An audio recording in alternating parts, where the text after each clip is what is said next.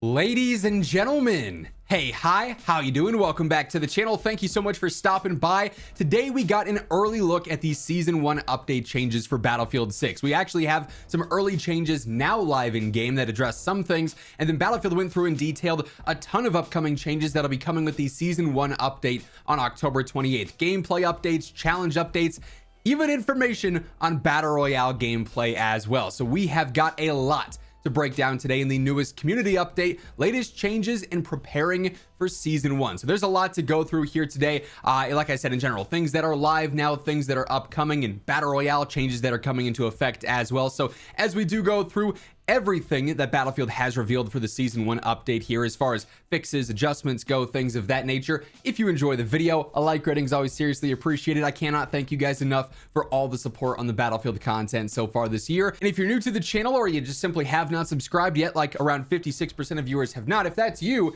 I'd love to change that, because every single day I got you covered with all things going on in the world of Battlefield, and especially with everything coming up here with season 1, the Battle Royale launch, all the changes, all the new content. It's going to be a busy couple of weeks here in late October, early November, so you're not going to want to miss anything. Be sure to hit that subscribe button, help us get one step closer to reaching 1 million subs. But first up here, they do say our immediate focus is on overall performance in the combat experience. As we move forward, we're investigating potential changes on key areas such as weapon dispersion, aka bloom, balance, visibility, aim assist, progression, and more. A number of updates have already been made available, and we have more that are planned to roll out over the course of season 1. So here is what Battlefield says is live right now in game per an update that went live overnight. Basically, custom search, we've made some adjustments to improve how accurately matchmaking aligns with your selected mode and map preferences. The system still does maintain some flexibility to support reasonable queue times, so players with more specific selections might notice some longer waits. We're going to continue to monitor this though as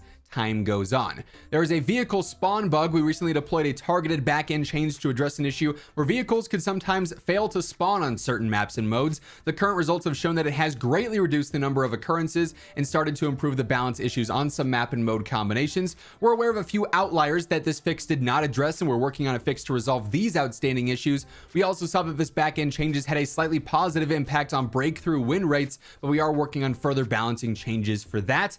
And then in Portal server availability, earlier this week we made some XP adjustments for community experiences. We actually covered the full blog and the full community update for that in a video earlier on today, so if you haven't caught that yet, feel free to go and check that out.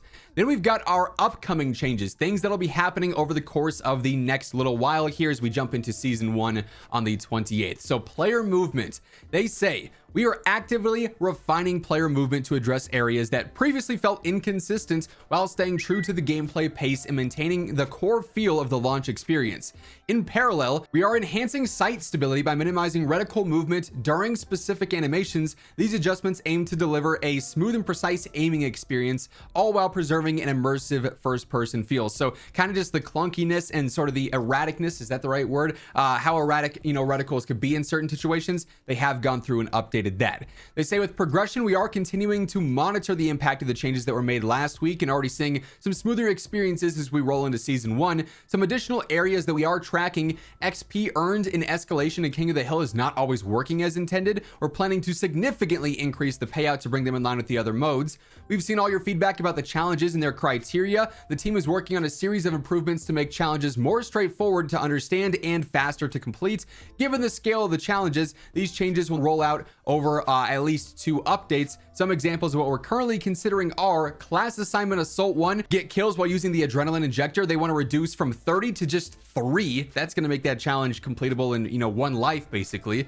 Class assignment engineer expert 3, repair vehicles in a match from 6,000 all the way down to 1,000. And then weapon assignment Deadeye 2, get headshot kills over 200 meters with snipers, down from 150 to just 5. And then in addition, a later game update will reduce the 200-meter distance probably to something like maybe 150, 100. But again, those are just changes that they're currently looking at doing. So those will be rolling out over the next, again, at least 2 updates there. So we'll have to keep an eye on that. But that's a pretty distinct challenge buff there, like making them way easier, nerfing the difficulty some. I think that'll probably be a little bit too easy in some cases, like kind of defeats the challenge element behind it. But also, if you're trying to get that stuff unlocked, that makes life way easier. here. They also say they're looking into visibility. We are actively looking into adjustments to exposure and brightness. That's huge. This will lead to improvements in places where players have experienced blinding light when looking outdoors, overly dark interiors when looking indoors, and lack of visibility around weapon optics when zooming in. These adjustments are a part of a wider pass focused on improving visibility that we expect to complete later on in Season 1.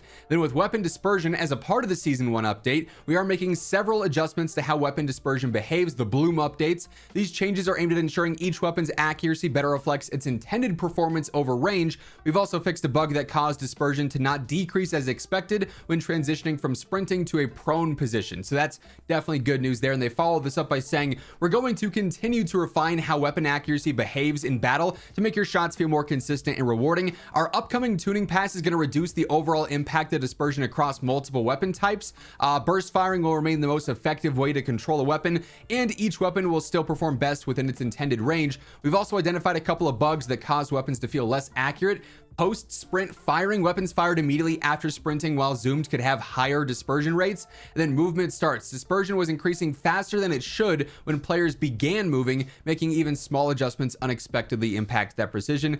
This was especially noticeable on controllers. So definitely good news there as far as accuracy is concerned. They also give us a brief update on Battlefield Labs, saying we are taking a brief hiatus on Labs as we prioritize the rollout of Season 1. Labs is at its best when we can iterate quickly with you, and it was invaluable in how much it helped us prepare for the launch of Battlefield 6. More updates are going to be shared on this in the future, so no Labs updates going out for the foreseeable future. And then surprisingly, even though they haven't announced and confirmed the mode for Season 1, even though it's very much so known, leaked, and rumored by now that Battle Royale is coming with Season 1 on the 28th, they give us mode learnings and updates. So speaking of Labs, we have updates on the Battle Royale mode. Following the suggestions we received during our play sessions, your Battlefield Labs feedback has helped us fine-tune key elements for this experience. Here's a quick look at what changes you may notice next time you play, which could be next week maybe.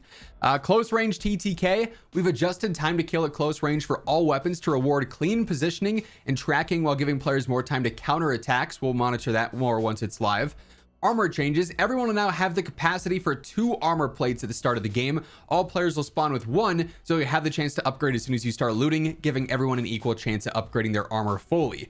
World improvements, we've been fixing pesky world bugs and optimizing areas to improve the environment. With these improvements, we've made adjusting to lighting as well as enhancing the visibility across the map. You'll love to see it, quite literally. Then vehicle balance, we've adjusted the balance for helicopters and combat vehicles to keep them as powerful tools, showing off Battlefield's core DNA without making them necessary to survive or win the late game. This includes significant adjustments to the heli countermeasures and ammo economy. We've also been working on providing smoother performance overall. We've identified and addressed a range of issues that affected performance that we couldn't have done without players' involvement in the labs tests. So some interesting quality of life updates already going out for Battle Royale before the mode is even out, which is cool to see there. Then they close this out by saying, thanks for sharing all your feedback, giving us your suggestions. It's super valuable. The start of Season 1 is planned for the 28th, so mark your calendars for even more exciting ways to play. And wow, now in the middle of me editing this original video, which was just going to be the early patch notes for Season 1,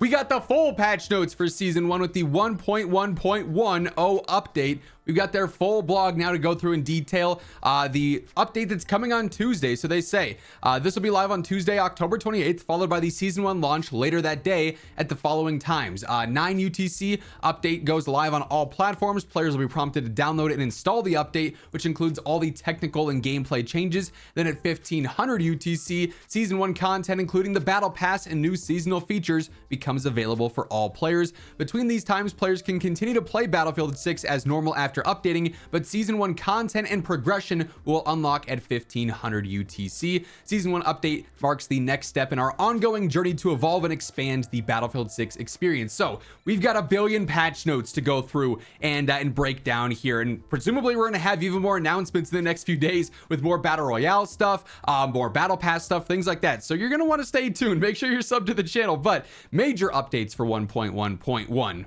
6.0.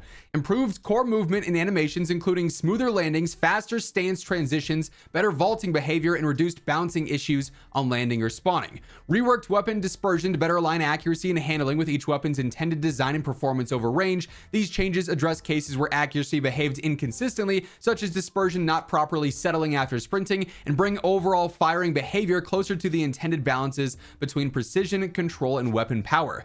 Significant visibility and lighting improvements with better exposure transitions, interior lighting, and reduced fog and smoke persistence.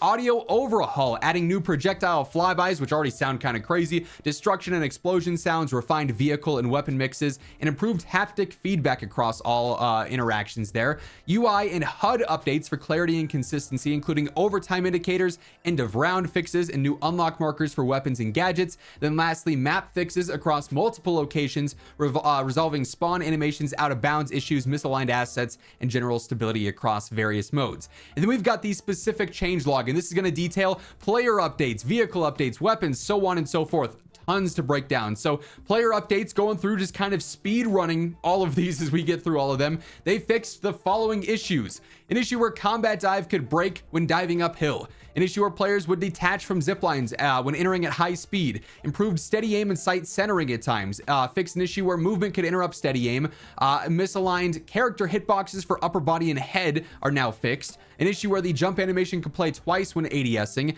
landing animations now have their animation path properly centered, fixed an issue where jump inaccuracy could linger too long after landing, a visual issue causing weapons to appear rotated incorrectly after spawning, an issue where throwing grenades from prone could make players appear standing at times, an issue with an animation delay when opening doors when sliding, an issue where players could get stuck when vaulting over certain objects, a visual issue where dead players appeared alive while swimming, an issue where quick meleeing and a gadget would swap back to the primary instead of the gadget. Fix an issue where getting killed by a mine would highlight it in the kill cam. A camera jitter that would occur when entering ladders and looking down. An issue where camera and weapon sway behavior incorrectly after entering and exiting vehicles occurred. An issue where weapons and other soldiers could clip through walls at times and you could actually see them. An issue where pistols disappeared when swimming. Improved lighting precision for visibility while hip firing and ADSing. Reduced occurrences of bouncing and landing issues when dropping onto certain objects. Fixed an issue where the killer's snapshot sometimes did not display in the kill cam. Small improvements to weapon and camera sway. An issue where enemies could take melee damage in protected vehicle seats. An issue where vaulting could fail if triggered right as the player hit an obstacle. An animation issue when repeated vaulting could cause incorrect hand placement. An issue where simultaneous melee hits could make an enemy briefly invisible. That's kind of insane. An issue where soldier heads could briefly disappear. That's also kind of insane. Improved training path progression displays to match actual unlocks. Fixed an issue where friendly players could clip into each other when climbing ladders. An issue preventing vaulting directly from a slide. An issue causing the camera to rotate abruptly after a takedown. An issue where hands briefly disappeared after using the med pen. Improved stab animations with reviving and drags. It fixed an issue affecting peeking and prone transitions, ensuring both actions function correctly. Fixed a camera clipping issue when going prone. Fixed a missing third-person animation when transitioning from prone to sprint. An issue where falling while sprinting caused incorrect hand movement. Visual clipping when soldiers stood too close to glass doors. Jittery aim animations in third person when mounted. A bug where mounting near walls prevented aiming left or right. An issue where leaning, peeking, or mounting could cancel unexpectedly. An issue where third-person hit reactions were missing when hit while mounted. An animation issue where the character's knee clipped through the camera when falling while crouched. And takedown inconsistencies, allowing players to properly perform melee takedowns even near walls. An issue where taking melee damage interrupted weapon fire. Multiple visibility improvements have been updated, including lighting, exposure, and fog behavior. Improved vaulting, parachute, and door opening animations. Fixed rare animation freezes at times when reloading off screen. Fixed minor inconsistencies in mounting, peeking, and prone transitions. Added parachute customization. Prevented unintended soldier bump animations when equipping a weapon while sprinting. Improved ragdoll impacts and improved stance transition and landing animations. I'm out of breath. Luckily, the vehicle list isn't as long. Here, they fixed missing haptic feedback when switching between tank weapons, fixed a visual issue where the player's hand clipped through with the M1A2 handle when sitting in external seats, With gadgets here, they fixed a rare issue with the glaive that could block first-person view during a combat dive. Also a visual issue with that just in general combat dives. Fixed an issue where defibs appeared floating at times, an issue where the supply pouch would sometimes not resupply correctly. Deployable gadgets are not destroyed from debris piles. AT grenades now create a small-sized crater instead of a medium one. Buildings now take more hits to be destroyed by a sledgehammer. Then we got quite a few weapon updates as well. Weapon dispersion has been rebalanced. That's bloom. That's going to be huge. Lower damage weapons will now see a slightly higher increase in dispersion when firing, while higher damage weapons will experience slightly less. Using snipers with any other class than recon no longer increase weapon spread. Instead, weapon sway will now begin during the zoom transition, maintaining balance and distinguishing recon's advantage there. Fixed misalignment issues with top mounted red dots. An issue where mounting a bipod while zoomed only changed the FOV instead of the correct optic. An issue where long suppressor used the wrong attachment point cost on some weapons. Improved reticle settling, as mentioned. Fixed an issue where a bipod too close to complex geometry could throw the player off position. Balanced sledgehammer damage against world objects, and then fixed an issue preventing players from leaving the firing range. You were stuck there forever. With maps and modes, we also have quite a few issues here. They improved fog and smoke effects after destruction, improved exposure transitions between indoor and outdoor areas. That's huge. Fixed an issue with the zip line where that could appear offset. Squad names are now randomized at the start of the squad deathmatch matches. Added visible bomb meshes to armed MCOMs and Rush, updated overtime UI in all modes, fixed animation and position issues during insertion sequences on all maps, fixed an issue where the game mode UI could display incorrect scores at times. Sometimes it just say you were at 0 the entire match, basically. Fixed an end of round progression issue in King of the Hill, and then also an issue where players could encounter a bouncing animation when spawning at HQs after capturing new territories and escalations. Myrick Valley got some specific updates with some misaligned zip lines, an issue where the deploy camera and Rush displayed attackers on the wrong side of the map, then also some MCOM issues. Siege of Cairo fixed overlapping territory lines and boundary issues during escalation. On Liberation Peak and escalation, they fixed an issue where a portion of the NATO side of the map was disconnected in the first period of the match. Then also an issue in Rush where part of the attacker's HQ was incorrectly marked out of bounds. On Sobek, fixed an issue preventing players from capturing part of the C flag in escalation, an issue where players could ignite when spawning near a burning lorry in TDM. Then also adjusted an infantry vehicle spawn that was placed too close to an HQ. And then on Manhattan Bridge, they fixed an issue in Breakthrough where you could get stuck at the end of the round screen. With UI and HUD updates here, like I said, there are a billion patch notes to go through. Added new markers for newly unlocked weapons, weapon packages, attachments, gadgets, and throwables. You'll love to hear that. Updated 3D previews for certain gadgets to show their deployed state, added preview videos demonstrating how gadgets work, added new cosmetic options for selected gadgets, changed save and close to just close in the deploy menu, fixed various UI issues in the loadouts, fixed an issue where Battlefield 6 ownership XP boost did not display properly, multiple text inconsistencies were updated, and they fixed an issue where the HUD would not always appear when using a 16:10 aspect ratio. In settings, they added flick look bindings to helis, jets, and transport control schemes, and then fixed visual issues with some aspect ratio settings becoming transparent and having an inconsistent display behavior.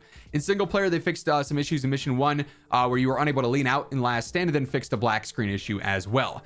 In Portal, fixed an issue where host experience screen did not display the Portal experience image, fixed a crash that could occur if you had certain content packs disabled, improved loading times, and then also corrected some spelling errors. Then we have a bunch of audio updates as well. So here, they fixed an issue where footstep sounds were missing when moving with the knife equipped, fixed some voice line issues, tuned haptic feedback across multiple actions, polished large projectile audio with new missile, rocket pod, cannon shell flyby effects, improved distance handling and overall mix for more realistic impact sounds as well. Updated audio configs for light rockets and LMGs, refined explosion sound crossfades and adjusted distance sound behavior. Improved vehicle and weapon firing audio balance, reducing noise artifacts, unwanted phasing, and oversaturation. They added radio chatter through controller speakers. Uh-oh, that's going to be obnoxious at times. Fixed an issue where firing range dummies and vehicle hit reactions sometimes played the incorrect sounds. Disabled the radio processing for stationary vehicle pings and fixed the compass orientation for ping indicators. I'm not sure that's audio issues there, but I digress. Fixed missing or incorrect ambient and destruction sounds across several maps. Added missing ambient audio setups for environmental props like construction barriers and buses. Added new sound effects for the bulletin and takeover sections on the menu. Fixed an issue where the delayed challenge tab displays triggered earlier audio playback. Fixed an issue where the defib loop sounds could get stuck when vaulting. Fixed missing or out of sync reload sounds. Corrected on the EMR using suppressed audio when unsuppressed. restored missing external sounds for the RWS gunner countermeasure mines, fixed issues where the soundtracks would actually cut off abruptly, then the reload audio was polished for several weapons. Like I said, whole lot of patch notes here, but should be good news across the board. A lot of quality of life updates. I think a lot of objectively good updates here as well. And again, all this goes live on the 28th with the patch going out first, and then a few hours later, season 1 going fully live as well. That said, that's going to wrap things up. If you guys enjoyed the video, be sure to drop a like on it. And if you're new to the channel, you want to stay informed with everything going on in Battlefield. Obviously, very, very busy few days ahead here with the launch of season 1, the Battle Royale, everything going on there. Be sure to hit that subscribe button to stay in the know. But once again, thank you so much for tuning in, and until next time, take it easy, have an awesome rest of your day, and I'll catch you later. Peace out.